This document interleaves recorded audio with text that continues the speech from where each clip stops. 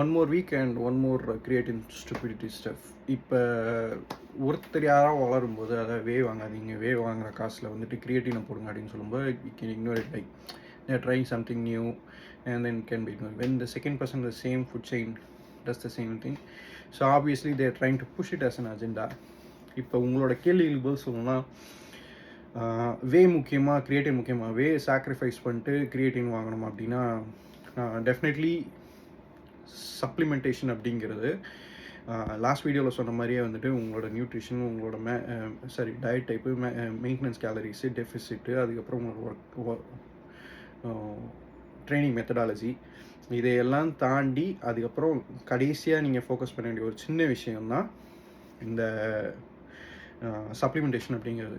இந்த சப்ளிமெண்டேஷனில் எதை நீங்கள் எடுக்கணுங்கிறது உங்களுக்கு எது தேவையோ அதை தான் நீங்கள் எடுக்கணும். காசு கம்மியாக இருக்குங்கிறதுக்காகவோ இல்லை இந்த காசு இவ்வளோ நீங்கள் போட்டிங்கன்னா இத்தனை சர்விங்ஸ் வருங்கிறதுக்காகவோ மனத்தனமாக போய் வாங்கக்கூடாது. ஆனால் இது it is one of the stupidest strategy.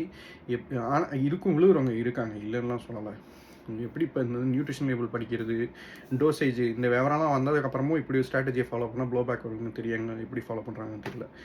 And முக்கால்வாசி அதை நீங்கள் உண்மையிலேயே ஆளுங்களை கோச் பண்ணியிருந்தீங்கன்னா உங்களுக்கு மேஜர் ட்ராபேக்காக தெரிகிறது என்ன வரும் அப்படின்னா, கிளைண்ட்டை நீங்கள் வந்துட்டு ஸ்ட்ரென்தன் அந்த மசில் மாஸ் போட வைக்கிறது கிடையாது.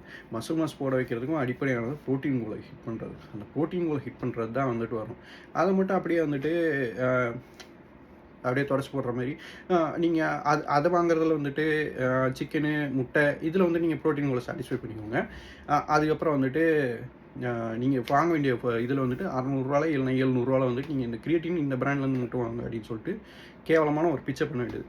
இப்போ என்ன பிரச்சனை அப்படின்னா, பெரும்பாலும் ஜெனரல் பாப்புலேஷன் வந்துட்டு டிரான்ஸ்ஃபர்மேஷன் சொல்லி பண்ணும்போது அவங்களுக்கு மிஸ் ஆகிற முக்கியமான ஐட்டம் வந்துட்டு ப்ரோட்டீன் கோல் தான். ஓகே, இந்த ப்ரோட்டீன் கோல் அவங்க வந்துட்டு டயட்ரி பேஸில் வந்துட்டு பிளான் பேஸ்டாக இருக்கணும், மீட் பேஸ்டாக இருக்கணும். எய்தர் அவங்களால ஃபுட் அஃபோர்ட் பண்ண முடியாது, சரி பட்ஜெட் இஷ்யூஸ் இருக்கும், இல்லை ப்ரிப்பரேஷன் டைமிங் கன்ஸ்ட்ரெயின்ட் இருக்கும். இந்தமாரி டைமில் தான் வந்துட்டு கொண்டு வந்துட்டு என்ன பண்ணுவோம்னா, நீங்கள் வந்துட்டு ஹிட் பண்ணுங்க, அந்த மீட் பண்ணுங்கள், ப்ரோட்டீன் கோலை மீட் பண்ணுங்கள் அப்படின்னு சொல்கிறது. இந்த ப்ரோட்டீன் கோலை மீட் பண்ணுங்கன்னு சொல்கிறது வந்துட்டு multiples of lean body mass, multiples of total body mass கிடையாது. லீன் பாடி மாஸ்லேயே வந்துட்டு இவ்வளோ பிரச்சனை இருக்குது. அப்படியே வந்துட்டு even if they try to meet it, they won't be consistent about it. So இந்த இடத்துல நீங்கள் வந்துட்டு உங்கள் கையில் காசு இருந்துச்சுன்னா நீங்கள் போடணும், வேயில் தான் வந்துட்டு போடணும். அண்ட் தென் ட்ரைனிங்க்கு கிரியேட்டின் வேணும் அப்படின்னு கேட்டால், கிரியேட்டினுக்கு ட்ரைனிங் நீங்கள் எடுக்கிறதுக்கு முன்னாடி உங்களோட ஸ்ட்ரென்த்தும் நீங்கள் இன்க்ரீஸ் பண்ணணும். அப்படிங்கிறதுக்கு முன்னாடி நீங்கள் கவனிக்க வேண்டிய அவசியமான விஷயம் என்னென்னா அப்படின்னா, உங்களோட ட்ரைனிங் பிளான், என்ன ஸ்பிளிட்னு நீங்கள் ஃபாலோ பண்ண போகிறீங்கிறது. அது நீங்கள் எது ஃபாலோ பண்ணாலும் சரி, சில பேர் பிடிச்சி பிபியில் பிடிச்சி கொஞ்சம் இப்படி தொங்கிட்டு இருப்பானுங்க, அதெல்லாம் அவசியம் கிடையாது. எந்த ஸ்பிரிட்டை ஃபாலோ பண்ணாலும் சரி, அது உங்களோட ப்ராக்ரஸ்க்கு வரணும், உங்களோட வீக்லிங்க்கு அட்ரஸ் பண்ணணும், அப்படி ஒன்று.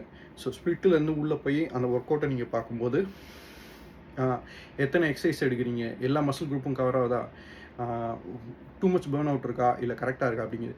அந்த எக்ஸசைஸ் செலெக்ஷனில் ஒரு எக்ஸசைஸ் எடுக்கும்போது எத்தனை செட் நீங்கள் பண்ண போகிறீங்க, அந்த ஒரு செட் எடுக்கும்போது எத்தனை ரெப்ரேஞ்ச் நீங்கள் பண்ண போகிறீங்க, அந்த ஒரு ரெப்ரேஞ்சில் ஒரு ரெப்பை நீங்கள் எடுக்கும்போது எந்த டெம்போவில் நீங்கள் பண்ண போகிறீங்க, இவ்வளோ நுவான்சஸ் பார்த்து அதுக்கப்புறமும் தேவைன்னாலாம் மேக்ரோ கோல்ஸையும் மீட் பண்ணிவிட்டு நீங்கள் இதை மீட் பண்ணுறதுக்கு தேவை அப்படிங்கிற சமயத்தில் தான் உங்களுக்கு வந்துட்டு கிரியேட்டினோ இல்லை மற்ற இந்த 2 டைப்ஸ் சொன்னானு, பெர்ஃபார்மன்ஸ் ஓரியன்ட், பம்ப் ஓரியன்ட், இதெல்லாம் சேர்ந்தது தான் வந்துட்டு ப்ரீ ஒர்க் அவுட்டு. ஸோ இது வேணுமா அப்படிங்கிறத வந்துட்டு யோசித்து பார்த்துட்டு வாங்கணும். எதுவுமே இல்லாமல் ஒரு கோடை சின்ன கோடை காட்டுறதுக்கு பக்கத்தில் ஒரு பெரிய கோடு போடுற இந்த கேவலமான லாஜிக் வந்துட்டு, இதெல்லாம் ரொம்ப பழைய குப்பை லாஜிக். இதை வாங்க வைக்கிறதுக்கு வந்துட்டு இது பக்கத்தில் வந்துட்டு பெரிய பெரிய எக்ஸ்பென்சிவான இன்னொரு எடுத்துக்காட்டி இதை புஷ் பண்ணுறதெல்லாம் வந்துட்டு இது வந்துட்டு ஆக்கப்பூர்வமான விஷயம் கிடையாது. ப்ராடக்டை தள்ளி விடுற ஒரு கேவலமான வியாபார யுக்தி இது.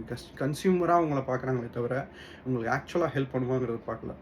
ஓகே, எதுவாக இருந்தாலும் இப்போ இது வரைக்கும் நான் சொன்னதுலேயே உங்களுக்கு வந்துட்டு கிராஸ் கொஷின்ஸ் இருந்தாலும் நீங்கள் வந்து தாராளமாக கேளுங்க, டிஸ்கார்டில் கேளுங்க, இல்லை ஃபேஸ்புக் குரூப்பில் கேளுங்க, இல்லை கமெண்ட்ஸில் கூட கேளுங்க. கன்வின்ஸ் ஆகலை அப்படின்னா தயவு செஞ்சு வாங்காதீங்க. இந்தமாரி வந்துட்டு பக்கத்தில் கம்பேரிசனில் காட்டி ப்ராடக்ட்டை புஷ் பண்ணுறதுலாம் பழைய டெக்னிக்கு. விழுற ஆள் இருப்பாங்க, தான் எவ்வளோ முக்கியமான டெக்னிக்காக இருந்தாலும் விழுறதுக்கு ஆள் இருப்பாங்க. ஸோ நீங்கள் அந்த அளவுக்கு டம்பாக இருக்காதீங்க. உங்களை சுற்றி இருக்க யாராவது டம்பாக இருந்தாங்கன்னா அவங்களுக்கு நீங்கள் எக்ஸ்பிளைன் பண்ணுறதுக்கு இந்த வீடியோ யூஸ் பண்ணிக்கோங்க. That's all I can say. Stay ஸ்ட்ராங்காக சொல்ல வந்தேன் நான். இல்லை எப்பா சாமி வேணாம், நம்ம ஸ்டைலே பார்ப்போம். நெக்ஸ்ட் வீடியோ பார்ப்போம். தேங்க்ஸ்.